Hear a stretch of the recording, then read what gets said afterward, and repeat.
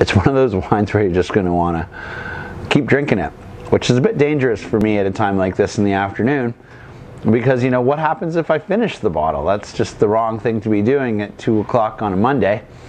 So, you know, I'm just going to have to cut myself off after this glass, because I have a whole bunch of work to do for the rest of the day.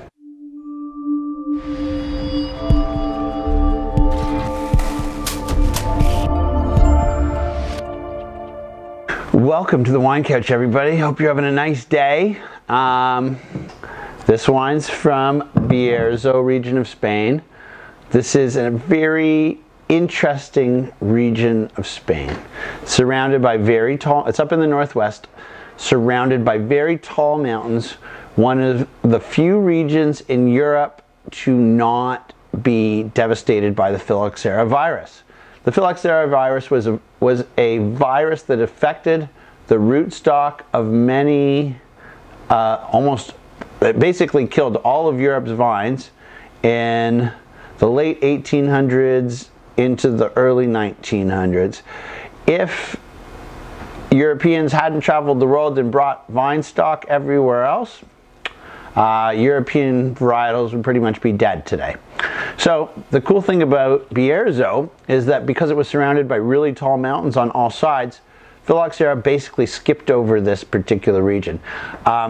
The grape that's primarily grown there is Mencia, and so you get really old vines, and the prices are just so reasonable in most cases. It's just being rediscovered by wine enthusiasts, so people are starting to get into it, and prices of course will rise because the more demand for something there is, the more prices go up.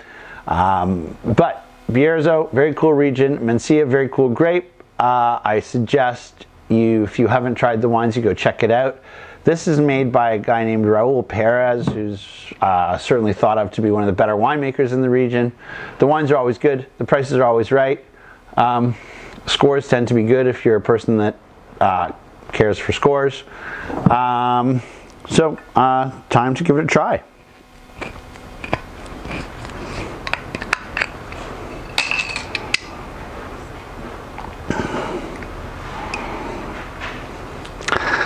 So, this is a wine that you're going to really want to enjoy with something with a lot of flavor. I wouldn't call it a full-bodied wine, but definitely medium. And, you know, you don't want to overpower whatever flavors it is that you're enjoying. It's good, although it does need a little bit of air. So, while we're doing this, I mean, I'll give you a common mistake that a lot of people make is they try the wine right out of the bottle right away when they open it. And often it takes a little bit of oxygen before that wine starts to taste right. You know, especially with a lot of bottles, when you open it up, you're not sure if it's good or not. It's an interesting phenomenon because there's really no other way to do it when you're at a restaurant. You know, they're going to open the bottle of wine, they're going to pour you a taste.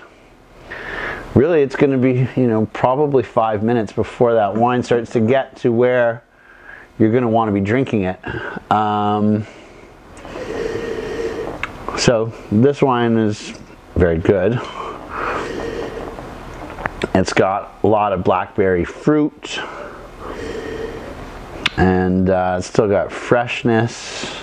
It's a 2016 bottle of wine, so you know it's quite young. It's not a wine that you necessarily need to age. Going to be delicious with, you know, a whole bunch of food. Strong cheese to start with. You know, I've eaten a lot of pasta with big meat sauces lately, so I'm going to say this would be a nice match for that. Chicken, lamb, pork, maybe not pork. Chicken, or I mean not lamb. Chicken, pork, steak off the grill. Lamb I usually almost always reserve Nebbiolo for because it's just, that's my favorite wine and food match. But you know, for 17 bucks, this is just a hell of a wine.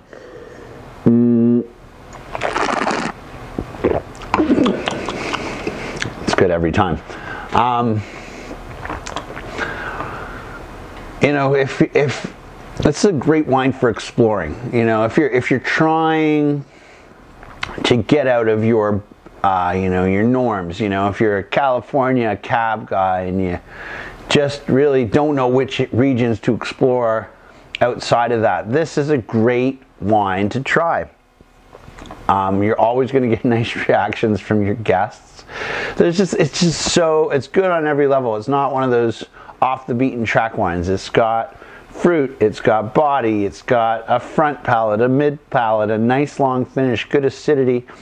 There's structure in it because the vines are so old. I mean, I think these vines are between 60 and 80 years old, which you almost never find at a wine of this price. I mean, you know, typically inexpensive wines tend to be produced from much younger vines. So you're getting what I consider to be great value. You're getting interesting wine. There's always something to talk about with this wine. And it's going to bring out the flavor of a very versatile group of foods. And you know, it's you're gonna be happy. Whoever you're drinking it with is gonna be happy. And the wine's already changing in the glass, and you know, getting better.